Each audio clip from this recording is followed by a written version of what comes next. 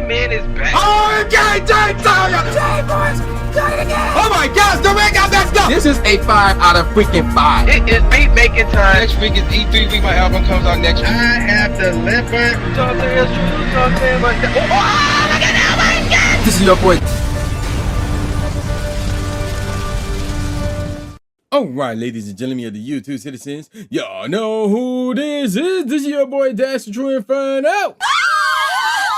Back at it with another Call of Duty Black Ops 7 commentary video gameplay for you guys, and I am back home. So yeah, I'm now able to record actual footage and things of that nature. I am back home. So, what are we talking about? The end of the $500 console?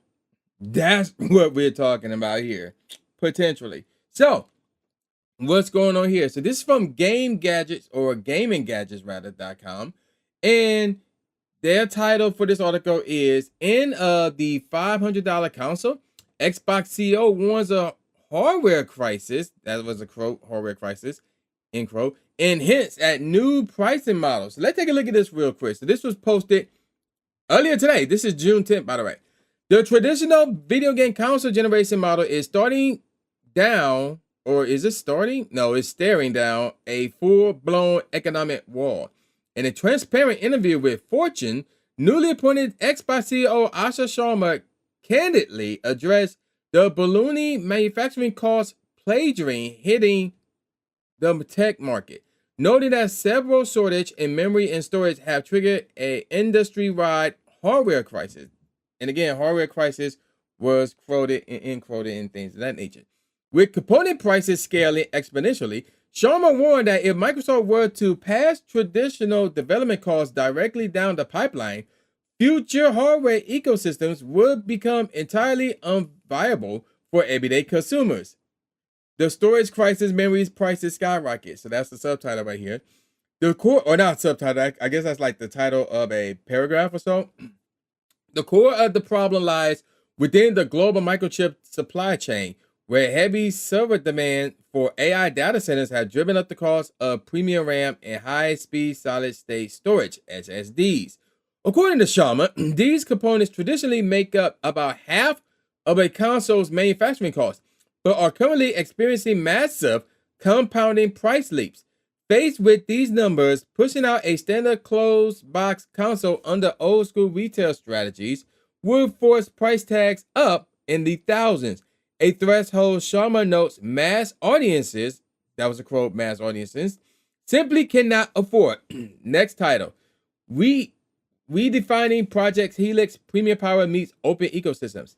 Despite the severe component bottlenecks, Microsoft remains actively committed to its next-generation ecosystem, currently codenamed Project Helix. Shifting away from standard console design limitations, Project Helix is being structurally engineered to bridge the gap between traditional living room hardware and open PC architecture. And they have a bunch of stuff here, which is interesting. So, moving on, confirmed by executive Jason Ronald to run both native Xbox console titles and Windows PC game library seamlessly. So they talk about, core initiative, strategy, platform target, and universe ecosystem footprint. So for that first sentence that I read, that was under hybrid game architecture, under cross-store compatibility. The next one is Silicon Partnership, which is a part of next-gen AMD architecture, and powered by a custom, semi-custom AMD SoC co-designed for an order of magnitude leap in DirectX race tracing and FSR Next. That's literally how it was worded. All that was worded like that. Next up, flexible storage solutions, component compression. Xbox plans to introduce dynamic data compression techniques and higher modular, flexible consumer storage offerings. Okay, so all that quote-unquote table or chart is out the way, so let's move over to the article. While Project Helix is still targeted as a premium performance device where alpha hardware is scheduled to ship to developers in 2027, Sharma's comments strongly imply Microsoft will avoid relying solely on one ultra-expensive flagship box to carry the brand forward. Next one, radically different business models on the horizon. So what does the quote-unquote radically different models, end quote, actually look like? While the executive kept specified execution blueprints close to her chest, she teased that the first major structural shifts will, and I quote here, start to come into orbit later this year, end quote. That's interesting. Industrial analysis points to a few highly probable avenues Xbox will exploit to keep hardware costs down. And here's some examples. Modular hardware tiers, offering baseline low storage SKUs where consumers supply their own internal M.2 SSDs, lowering the initial cost of entry, which is interesting. Third-party Xbox hardware, licensing the specialized Xbox mode operating system out to external manufacturers like ASUS or Lenovo, mimicking the mobile PC handheld market.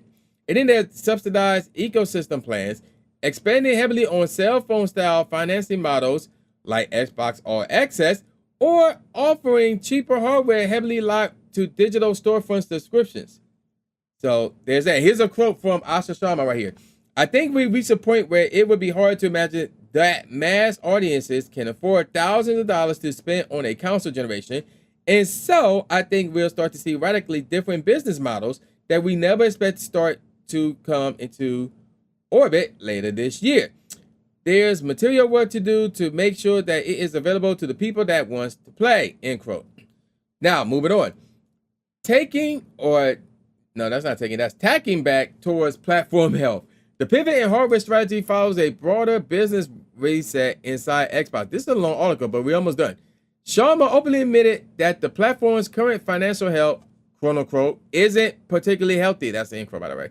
Following a massive 33% drop in hardware revenue over the previous FICO quarter, potentially brought on by a steep 50% price hike to Xbox Game Pass Ultimate that triggered a decay in subscribers. To course correct, Xbox has successfully rolled back Game Pass subscription pricing to simulate steady ecosystem growth and is realigning its first-party publishing goals. The company will focus tightly on rolling out heavy-hitting platform exclusive like Gears of War, E-Day, and Clockwork Revolution, while methodically using multi-platform legacy releases on rival systems like the PS5 to keep cash flow stable while Project Helix prepares for its long-term development. So that's the end of the article. So what does all of this mean? Well, it means that as gamers, we could be in trouble because the next generation of systems could be way up there in price. So we talking about at least $900. That's what we're looking at least $900. So they don't say that here. This is just a prediction that I have, but that's where I think we're going. So that's what I'm going to think we're going. Now, granted, in the article, they did talk about some making systems by using components or using tools and items that are low in cost to try and keep the console at a reasonable price. But the likelihood of that happening, I don't know. I sincerely doubt that we will see that. So, yeah, there you go with that. And the bottom line is this. Gaming is in trouble. Gaming is in trouble right here, right now. And the bottom line is this. I have seen some people buying even current gen systems like the PS5 and the X. Well, really, I saw that's recent. The PS5s, I saw somebody admit that they did buy a PS5. And I'm like, why? And then a friend of mine said that they're actually thinking about getting a PS5. And I'm like, no, it's too late for that. You better off getting a PS6. But with this fiasco going on, now I'm like, well, you're better off sticking with a Switch 2. And that's it. Like, the best case scenario here is to not mess with any of the new systems. That's the best case scenario. It's a hard ask for most folks, but that's the remedy here, my honest opinion, because we talking about potentially you spending at least $900. That's just a prediction. That's no source. There's no facts behind that, anything like that. That's just an opinion. So we talking about spending at least $900 on the system. We talking about potentially you having to subscribe to some subscription service just to have the console in your home. You don't own the console, just to have the console in your home. And Sony already doing this. I already talked about this out in Europe. they're already doing test runs where you can rent a PlayStation 5. And I already talked about how that is crap. So I don't like where this is going. If you don't have a PS5 already, if you don't have an Xbox Series X already, you're in trouble because they raised the prices on both of those systems twice. Each one twice. I would not be surprised if they do it a third time. And then the Switch 2, the price went up in Japan for that, and it's going to go up everywhere else on September 1st. So you need to get that joint now. And there's talks about it being raised again next year. So this is not looking good for gaming. It's not looking good for gaming. It's at a point where it's like, yo, you need to be satisfied with what you have right now. If you have a PS4, if you have an Xbox One, if you have a Switch, the OG Switch, you may have to be satisfied with that because things are not looking good. A lot of stuff is just going to go up and up and up in price. And it's like, yo, you got to pay your mortgage. You got to get groceries. You got to get gas in the tank. You got to do all this other stuff in order for you just to live, in order for you just to breathe and you know, have a roof over your head. Now you talk about, oh, you may have to pay at least $900 on gaming consoles, which is, again, not vital to everyday living. That's just entertainment purposes. Nah, bruh. Nah.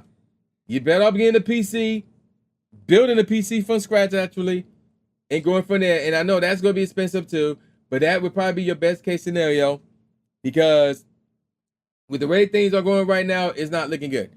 It's really, really not looking good. So there you go with that. I'm calling a wrap now. So with all that said, y'all know this is your boy New J Gatsby, aka New Stephen A. Smith, saying peace out, y'all, and I'll see y'all next time. Yeah. Here comes a new challenger.